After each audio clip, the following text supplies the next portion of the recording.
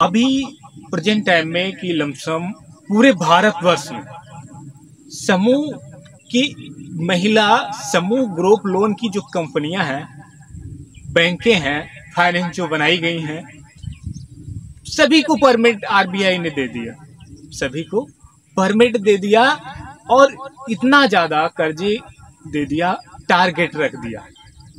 जिसको recovery agent बनाया गया उसको टारगेट दे दिया गया। अब बेचारा फंस गया उसमें।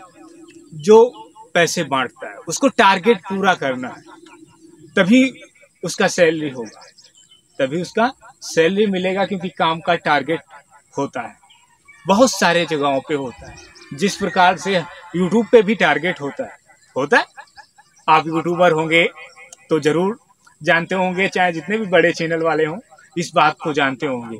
उसी प्रकार से इनके ऊपर टारगेट का प्रेशर रख करके पूरे भारतवर्ष में महिला समूह ग्रुप लोन की कंपनियां काफी जोरों शोरों से अपना काम करने लगी।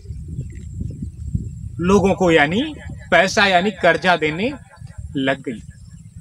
अब कर्जा इतना ज्यादा लोगों को दे दिया, जहां पे दलित समाज रहता है, जहां पे दलित समाज रहता है, गरीब समाज रहता है, उन लोगों को कर्जा ऐसे दे दिया। महिला समूह ग्रुप लोन का कर्जा किस लिए दिया जाता है? आप लोग जानते हैं ना किस लिए दिया जाता है? बिजनेस करने के लिए, यानी धंधा करने के लिए। धंधा करने के लिए। यदि कोई धंधा नहीं कर रहा है इंसान, फिर उसको पैसा किस लिए? उसका पैसा अपनी समूह कंपनी अपना वापस ले ले, पैसा अपना वापस ले ले, यदि वो कोई धंधा नहीं कर रहा है। और मैं तो देख पा रहा हूं, सुनने को भी यही मिलता है कि अभी तो एक लिया, उसके पास तथागत नहीं है इतनी कि वो 50,000 तक के लोन को भरपाई वो कर पाए। गरीब इंसान, उनके ऊपर महिला समूह ग्रुप की कंपनियों ने 8-8, 9-9, 10-10, मेरे पास तो कंप्लेंटें लिखी हुई हैं। मेरे पास कंप्लेंटें लिखी हुई है। कंपनी कितने लोगों को, एक इंसान को 8-8, 9-9 कंपनियों ने लोन दे दिया, और फिर भी बिजनेस कोई नहीं किया। फिर भी बिजनेस कोई नहीं किया। अरे समूह, फिर उनको क्या करना है? अब मैनेजर आते हैं यहाँ पे, लोगों को परेशान करते हैं, टॉर्चर करते हैं, क्योंकि ये सभी लोग क्या कर रहे हैं? दुष्कर्म नहीं कर रहे हैं भारत के अंदर, तो क्या कर रहे हैं? अरे लिमिट है।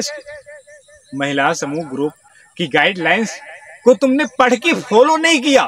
परमिट तो ले लिया सभी ने, लेकिन फॉलो नहीं किया उसको। किसी के पास ये नहीं जाकर के देखा कि तुमने अपने पैसे का किया क्या तुमने अपने पैसे का किसी से जाकर के पूछा? किसी रिकवरी एजेंट से पूछा जाए क्या? किसी से पूछा? तो बहुत सारे लोग कम होंगे, 1-8, 2 होंगे तो होंगे, नहीं तो सभी यही बताएंगे कि नहीं, ये सब तो मैंने नहीं देखा, पैसा लेने के बाद हमको तो किस्त से मतलब है।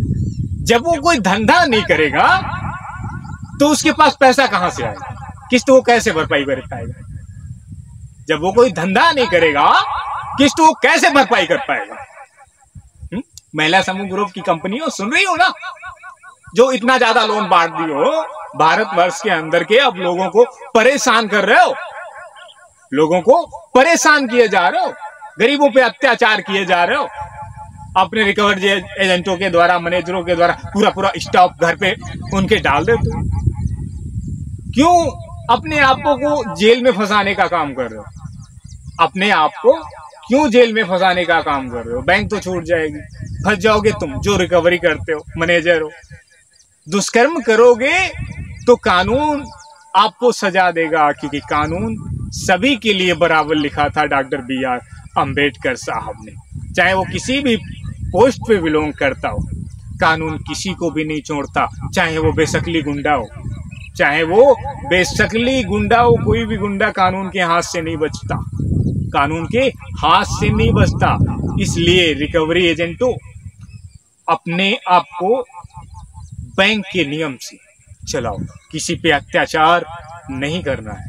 यदि अत्याचार करते हो तो उसकी सजा तुमको ऐसी मिल सकती है कि तुम सोच भी नहीं सकते हो। तुम्हारे ऊपर समाज थू थू करेगा, तुम्हारे ऊपर समाज थू थू करेगा और सभी परिवार के लोग तेरे ऊपर ताना देंगे कि तूने ऐसा काम किया, जॉब करके ऐसा काम किया, तूने गिरा हुआ। सभी लोग तुझे ताना देंगे। जब तू किसी को परेशान करेगा, जब तू किसी को परेशान करेगा तो तेरे घर वाले तुझे परेशान करेंगे।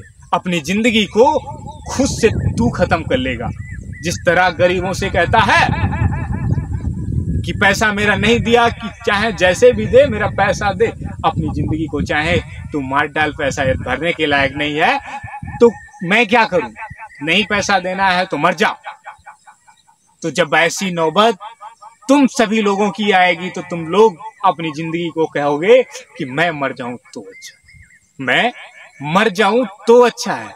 क्योंकि परमात्मा हर किसी का साथ देता है, परमात्मा हर किसी का साथ देता है और जिंदगी जिसने दी वही काटता है, जिंदगी जिसने दी वही काटता है। और भारत का संविधान तुमको चेतावनी देता है और ये कहता है तुमसे कि अपने नियमों का उल्लंघन नहीं करना, नहीं तो कानून के अंडर में तुमको कर दिया जाएगा। उसके बाद कितने डंडे पड़ेंगे, खुद ब खुद तुम्हारी गुंडागर्दी ऑटोमेटिक दूर हो जाएगी, ऑटोमेटिक दूर हो जाएगी। इतना समझ लेना हमारी बात को। ये नायंदर कहानीकार बता रहे हैं आपको। और जितना गांव में गरीबों को 8-8, 10-10 मेरे पास कंप्लेंट भी लिखी, हमारे चैनल पे वीडियोस भी पोस्ट है जो हमारे गांव का है, जो हमारे गांव का है। लेकिन हर इंसान गांव के अंदर एक समान नहीं होता, समाज एक समान नहीं होता। और कानून के दायरे में यदि आ गए ना लपेट में, तो इतना समझ लो सभी लोग अंदर चले जाओगे। तो चलिए कोई बात नहीं, ये थी समूह कंपनियों को सभी के समझाने के लिए नायंदर कहानीकार की कहानी।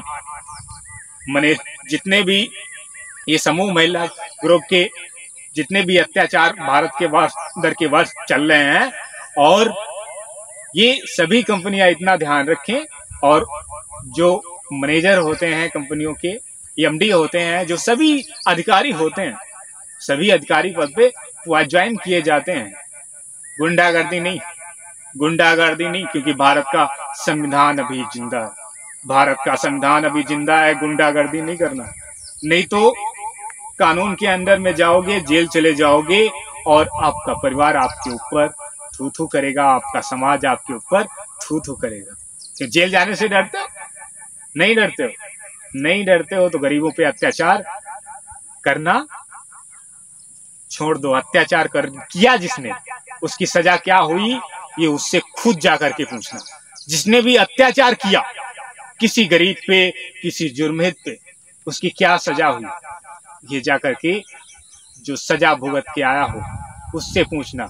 जिसने अत्याचार किया हो उससे पूछना कानून की सजा क्या होती है। नायंदर कहानीकार यही कहेंगे कि सभी लोग संभल जाओ, सभी लोग संभल जाओ और अपने आप को संभाल लो। समूह कंपनियों का पैसा जिसको दे, जिसको दे, जो कारोबार करे, यदि कारोबार ना करे तो उससे पैसा ले ले, नहीं तो गवर्नमेंट उसका जिम्मेदार नहीं होता। कोई भी संविधान भारत का उसका जिम्मेदार नहीं होता, कानून तुम्हारा जिम्मेदार नहीं होता। जब गैर कानूनी काम करोगे तुम्हारा जिम्मेदार कौन होगा? कोई भी नहीं होगा। तो बात को हमारी शायद समझ गए होंगे। और नायंदर कहानीकार आपको फिर से मिलते हैं अपनी नेक्स्ट कहानी के साथ में। तब तक के लिए आप सभी लोग अपना रखेंगे ध्यान और अपने परिवारजनों का रखेंगे ध्यान। ये नायंदर कहानीकार आपको फिर से मिलेंगे अपनी नेक्स्ट कहानी के साथ में। तब तक के लिए प्यारे मित्रों, आपको नायंदर कहानीकार का नमस्कार।